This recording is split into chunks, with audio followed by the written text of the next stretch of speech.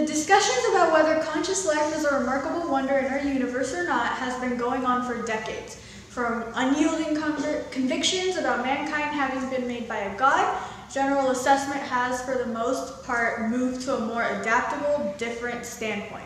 Since it ended up realizing that there's life out there, specialists have, for the most part, bantered about the likelihood of a canny, hesitant species existing someplace in space. Some accept that if outsider life exists, it is essentially preferred over mankind. It should have a dynamic culture, quicker than light spaceflight, and cutting-edge innovations in weapons, while humankind, will be second-rate compared to outsider species and will incite fear, which has been shown in pop culture throughout the previous 100 years. Others feel that regardless of whether there is conscious life in space, it doesn't really exceed mankind as far as improvement. It is conceivable that such a race would be stuck in its own simple medieval age, with the most cutting-edge innovation in its ownership being explosive. Or on the other hand, it could be a race of crude chasing creatures with bows and lances living in clans and moving around campfires. At any rate, what is important is that the discussions about likelihood of keen extraterrestrial life moved from whether to how normal. As per one late examination, risks that we are not the only one in the universe are huge. Around 1 out of 10 billion trillion shots.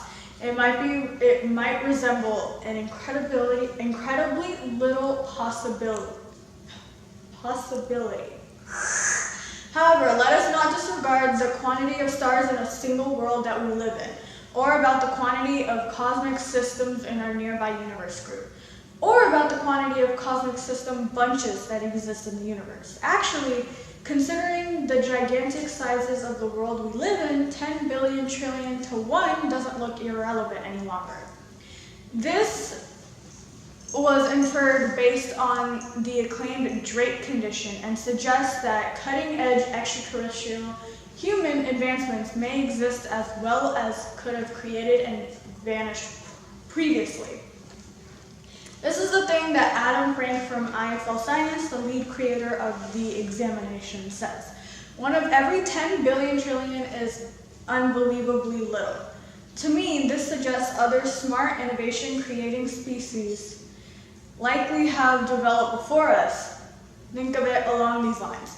Prior to our outcome, you'd be viewed as a warrior in the event that you envision the likelihood of advancing a progress on a livable planet were, say, 1 out of a trillion in any case.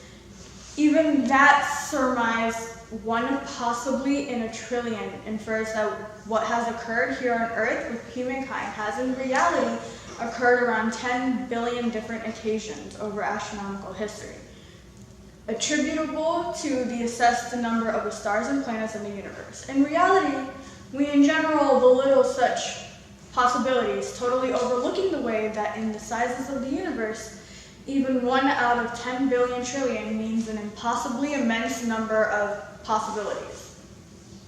This by itself could fill in as a substantial confirmation for the case that mankind isn't the only one in the universe, yet there is a whole other world to it. A very long while back, researchers just anticipated that there could be planets other than Earth that would have conditions appropriate for life on them to rise. In any case, in the relatively recent past, they worked out that there are exoplanets that have conditions relatively like those on Earth. In 2014, NASA's Kepler Space Telescope distinguished such a planet in the supposed tenable zone of Kepler, called Kepler 186f.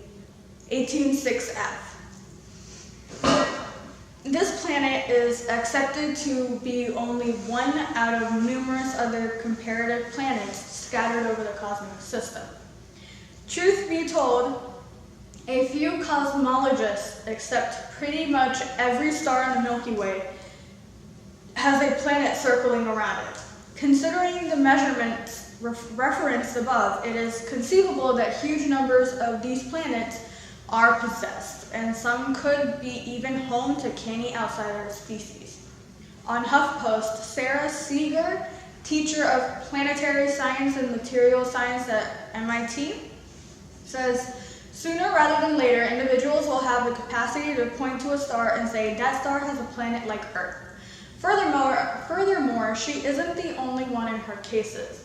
Additionally, numerous researchers are to a great degree idealistic about revealing reality, guaranteeing that in the following decades we will know without a doubt we are not the only one in space.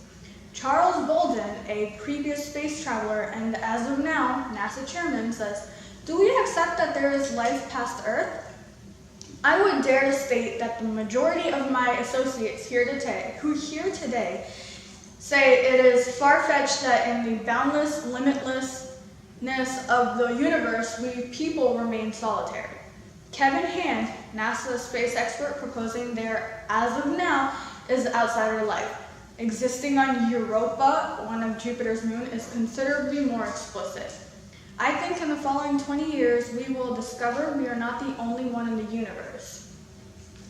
Up until now, mankind has no exact proof of canny outsider life existing someplace in the universe.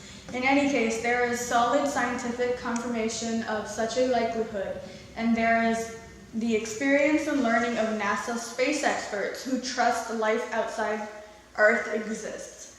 Our universe is a fantastically extensive place. Earth is a modest hydrogen particle in the huge sea of space. And it would be greatly self-important to imagine that it is the main place where the supernatural occurrence of life could have developed.